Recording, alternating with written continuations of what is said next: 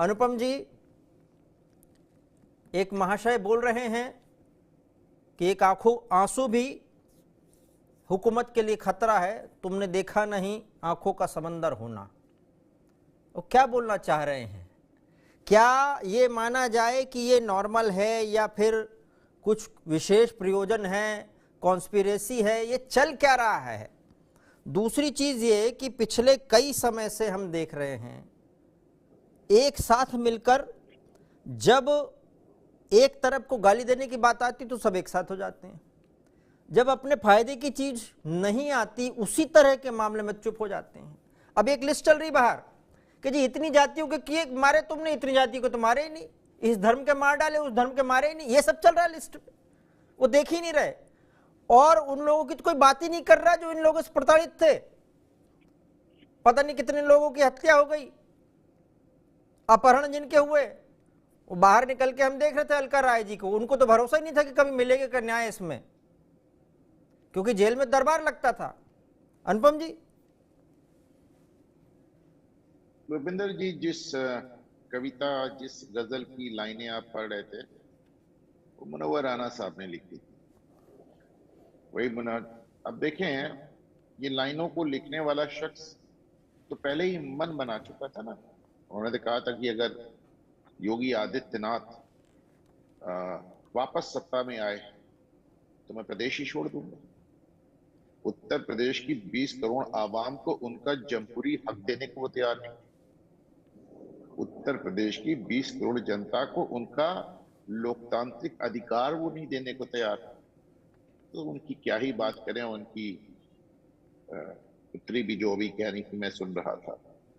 बहरहाल मीडिया एक बहुत बड़ी बात इग्नोर कर रहा है, मुझे नहीं समझ में आता कैसे इग्नोर कर रहा है। 6 साल पहले 2018 में भी जेल में मुख्तार अंसारी को हार्ट अटैक आया था, और ये हार्ट अटैक उनको उनकी पत्नी की उपस्थिति में आया था।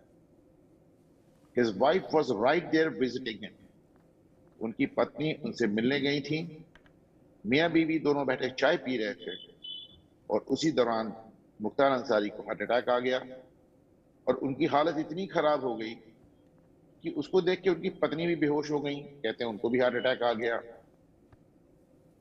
वो सरकार जिस पर इल्जाम है कि स्लो पॉइजनिंग से उनको मारना चाहती थी, वो उनको पहले अस्पताल ले जाती है और फिर उनको हाई सिक्योरिटी में पूरी व्यवस्था के साथ पीजीआई लखनऊ लाती है, जहां पे उन लोग हफ्ता 10 दिन रहते हैं और पूर्णतः स्वस्थ होकर लौटते हैं। तो कैसी ये सरकार है जो जेल में मारती है और अस्पताल में बचाती है? मतलब किस तरह की बातें क्या कहें। और उस वक्त भी अफजाल अंसारी ने कहा था कि चाय में जहर दिया गया। तो अब इस बेसिर पैर की बातों का क्या ही करें। ये तो वो लोग हैं, और देखिए कौन, जिन मुख्तार अंसारी की हम बात कर रहे हैं, अगर सुप्रीम कोर्ट का एक आदेश नहीं आता कि साहब रेयरेस्ट ऑफ रेयर केस में फांसी दी जाएगी, तो मुख्तार अंसारी को फांसी हो जाता है। दो बड़े बड़े मुकदमे में उनको आजीवन कारावास हुआ। ये वो मुकदमे हैं जिसमें फांसी की सजा का प्रावधान है। आप सोचें कि फांसी की सजा के जो शख्स जिसको योग्य मैंने नहीं, भूपेन्द्र सोनी ने नहीं, माननीय अदालत ने माना, उसके लिए ये सियापा। मैं ये प्रयागराज में बैठा हुआ हूं, और यहाँ इलाहाबाद हाई कोर्ट है, जिसने अब से केवल 7 महीने पहले इलाहाबाद हाई कोर्ट ने 2023 में कहा था, एक मामले की सुनवाई के दौरान शूटर की एक जमानत थी, उनका मुख्तार अंसारी का गिरोह उसके जेल में रहने के बावजूद देश का सबसे खतरनाक गिरोह है। फिर ये मैंने नहीं कहा था, ये आपने नहीं कहा था, उच्च न्यायालय ने कहा था। तो साहब, लेकिन उनका अपना एक अंदाज है, कुछ लोगों की उनकी मजबूरी है। और अच्छा, ये वो लोग हैं जिन्होंने कभी मतलब अब आप देखिए, एक अपराधी, एक देखिए, he was not an accused, आरोपी नहीं थे, सजायाफ्ता थे, 2 बार आजीवन कारावास मिला था।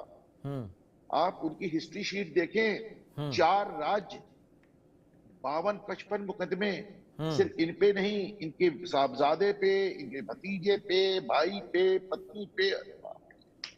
आप उनकी बचाव में कहते हैं कि साहब वो तो ब्रिगेडियर साहब के खानदान के थे, वो तो गवर्नर साहब के खानदान के थे, स्वतंत्रता संग्राम वो तो सेनानी आप थे। सुनिए या नहीं, वो तो हामिद अंसारी साहब के खानदान के थे। मैं कहता हूं ये बातें तो और उनके खिलाफ जाती हैं।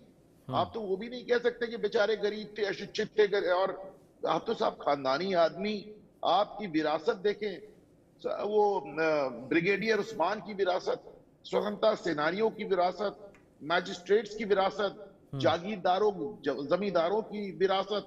आपके पास तो कोई बहाना नहीं है, आप तो शौकिया अपराधी हैं। मुझे पहली बार मुख्तार अंसारी जब आए थे रूंगटा कांड में 1994 में, नंद किशोर बनारस के उस व्यापारी, आप सोचिए, जिसको टुकड़े टुकड़े करके गंगा में बहा दिया गया। और ये न्यायिक व्यवस्था का मजाक देखिए, जो उनके अक्सर भाई कहते को हैं ना, फिर आज उनके भाई मैं को देखिए, मेरा धमकी तो दी आज बाद गला में। बैठ गया, कल रात से इस पे डिबेट्स पे हिस्सा लेते लेते भूपेश जी मुंह पे आके कहते हैं कि फलाने केस में बरी हो गए, ढिकाने केस में बरी हो गए। मुख्तार अंसारी आज तक जितने मुकदमों में बरी हुए हैं, उन सब में एक कॉमन लाइन है, और वो ये है कि साहब जितने गवाह प्रशासन ने, सरकारी वकील ने प्रस्तुत किए, वो सब पलट गए। ये तो इनका खौफ। और देखें, अभी आपको साबित भी करता हूं, जिस रूंगटा हत्याकांड का मैं जिक्र कर रहा हूं, इसमें भी मुख्तार अंसारी को क्लीन चिट मिली, इसमें भी वो बरी हो गए। और इसी मुकदमे के हवाले से उसी रूंगटा के भाई को, जो कि मुकदमे में गवाह था, उसको धमकी देने के आरोप में मुख्तार अंसारी को 5 साल की सजा हो गई। फिर से समझे, रूंगटा के मर्डर में उनको बरी कर दिया हो गए। हाँ।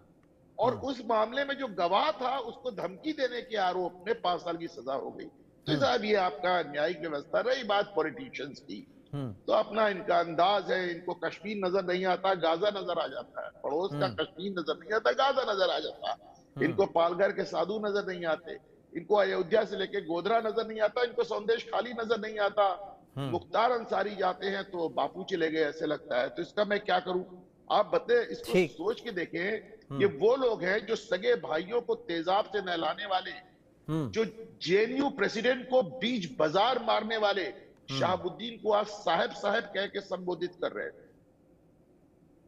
मैं तो देख रहा था अनुपम जी, कवि हैं इमरान प्रतापगढ़ी, शायर हैं, वो तो सांसद। इमरान प्रतापगढ़ी का मैंने देखिए, उनका बयान, वो बेटे, मैं बयान नहीं है, उनकी काल यही रचना है, काल यही रचना कि कल भी सब पर भारी था और आज भी सब पे भारी हूं। बच्चा बच्चा चीख रहा है मैं मुख्तार अंसारी हूं। सारे बच्चों बच्चों को मुख्तार अंसारी बनाना चाहते हैं, और ऐसे शख्स को कांग्रेस ने उच्च सदन में बैठाया है, राज्यसभा में बैठ के बच्चे बच्चों को मुख्तार अंसारी बनाएंगे। आप सोचिए, समझ के बाहर की बात है कि सब कहते हैं 26 जनवरी 15 अगस्त पे रोज भाषण हो जाते हैं कि पहुंच के बच्चों के सामने, बच्चों गलत काम नहीं करना चाहिए, गलत काम का गलत नतीजा होता है, लेकिन भाषण केवल भाषणों तक सीमित रहता है। हकीकत में ये बात है कि हम चरण वंदना करते हैं उन लोगों की। 10 सेकेंड और लूंगा भूपेन जी। ये जब ये चंद्रशेखर की हत्या हुई थी तो बड़ी अच्छी, अभी आपने कविता से शुरू किया था, तो एक अंग्रेजी की कविता थी, मैं आपको बता रहा हूं। वो कहते हैं, the feet that crushed innocent dreams, वो कदम जिन्होंने मासूम सपनों को रौंद दिया। The bullets that rip apart promising possibilities, वो गोलियां जिन्होंने संभावनाओं को चिथड़े उड़ा दिए। The cruel hands that muffled honest voices, वो क्रूर हाथ जिन्होंने ईमानदार आवाजों का गला घोट दिया।